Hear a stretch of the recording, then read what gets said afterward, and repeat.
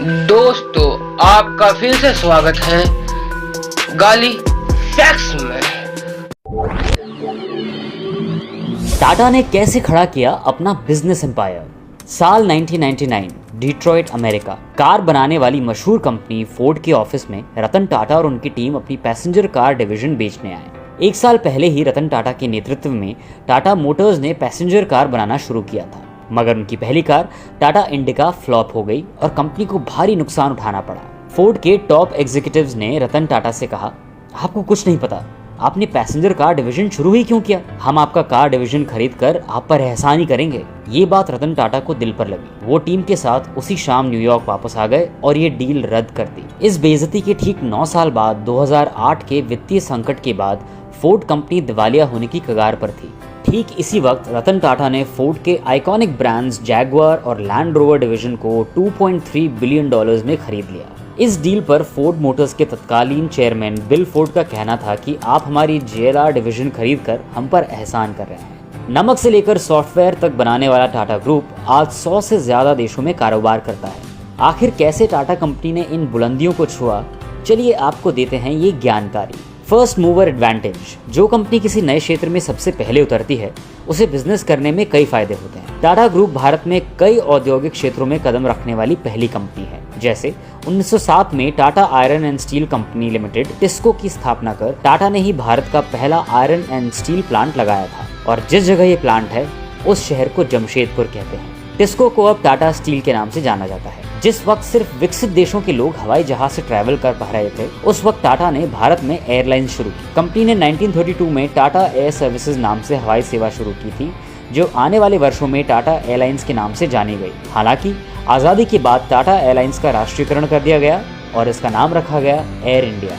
भारत की पहली hotel chain भी टाटा ने ही शुरू की थी। 1903 में टाटा ने देश का पहला लग्जरी होटल ताज पैलेस मुंबई में शुरू किया। इसके पीछे भी दिलचस्प कहानी है। आजादी से पहले टाटा ग्रुप के फाउंडर जमशेदजी टाटा को एक बार मुंबई के वॉटसन होटल में घुसने नहीं दिया गया क्योंकि वो भारतीय थे और होटल में केवल यूरोपियंस की एंट्री अलाउड थी। इसके बाद जमशेदजी टाटा ने इंडियन होटल्स कंपनी की शुरुआत की, जिसके 196 होटल्स आज पूरी दुनिया में फैले हुए हैं। मुंबई का मशहूर ताजमहल होटल भी जमशेदजी टाटा ने ही बनवाया था। देश का पहला हाइड्रो इलेक्ट्रिक पावर प्लांट भी टाटा ने ही लगाया था। 1945 में टाटा ने पहली बार ऑटोमोबाइल और लोकोमोटिव मैन्युफैक्चरिंग के क्षेत्र में कदम रखा। 1968 में भारत की पहली सॉफ्टवेयर सर्विसेज कंपनी TCS भी टाटा ने शुरू की थी।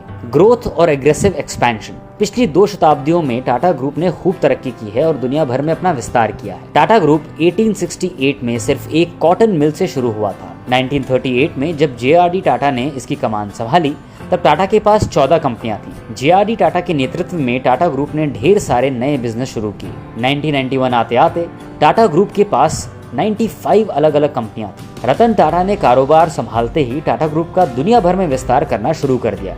इसके लिए टाटा ने पूरी दुनिया में एक से बढ़कर एक कंपनियों का अधिग्रहण किया या उनके साथ जॉइंट वेंचर शुरू किया। टाटा टी ने टेटली टी को खरीदा, टाटा मोटर्स ने फोर्ड का JLR डिवीजन खरीदा और टाटा स्टील ने कोरस स्टील को खरीद लिया। टाटा ने स्टारबक्स, एयर एशिया के साथ जॉइंट वेंचर शुरू किया है और सिंगापुर एयरलाइंस के साथ जॉइंट वेंचर शुरू करके विस्तारा एयरलाइंस शुरू की है। टाटा ग्रुप आज 100 से ज्यादा देशों में कारोबार कर रहा है और 100 से ज्यादा कंपनियों का मालिक है। स्टार्टअप्स में इन्वेस्टमेंट के जरिए टाटा ग्रुप लगातार नए क्षेत्रों में कदम रख रहा है। हाल ही में इसने 1mg.com और कल्ट फिट में इन्वेस्ट किया है। नेशन बिल्डिंग और सोशल वेलफेयर। टाटा भारत की उन गिनी चुनी कंपनियों में से है जिन्होंने देश को आगे बढ़ाने में महत्वपूर्ण योगदान दिया है। बात चाहे राष्ट्र निर्माण की हो या सामाजिक उत्तरदायित्व की, टाटा ग्रुप ने इस मामले में मिसाल पेश की। टाटा ग्रुप ने भारत में कई शोध, शैक्षिक और सांस्कृतिक संस्थानों की स्थापना की है और उनको आर्थिक मदद दे रहा है। टाटा ने Indian institute of sciences, Tata institute of social sciences, Tata institute of fundamental research, national centre of performing arts जैसे संस्थानों की स्थापना की। इसके अलावा टाटा ग्रुप ने Tata memorial hospital, Tata cancer hospital जैसे कई अस्पताल बनवाए हैं। टाटा ग्रुप अपने कर्मचारियों को वेलफेयर बेनिफिट्स जैसे pension, paid leave,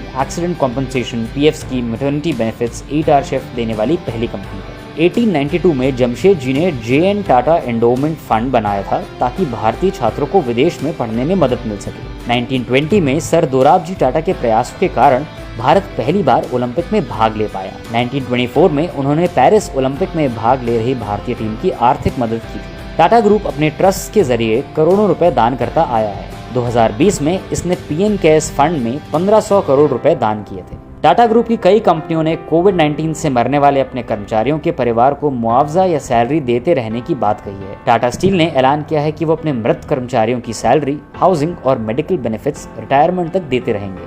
Tata group ने यह साबित किया है कि बिजनेस के जरिए वो न सिर्फ पैसा कमा सकते हैं बल्कि देश और समाज के विकास में भी मदद कर सकते हैं। टाटा ग्रुप की कौन सी बात आपको सबसे ज्यादा इंस्पायरिंग लगती है, हमें कमेंट करके बताइए। इस वीडियो को अपने दोस्तों और परिवार के साथ शेयर कीजिए। दोस्तों, आप अगर हमारे चैनल पर नए हैं तो प्लीज सब्सक्राइब कीजिए और बेल आइकन का बटन दबाना ना भूलें।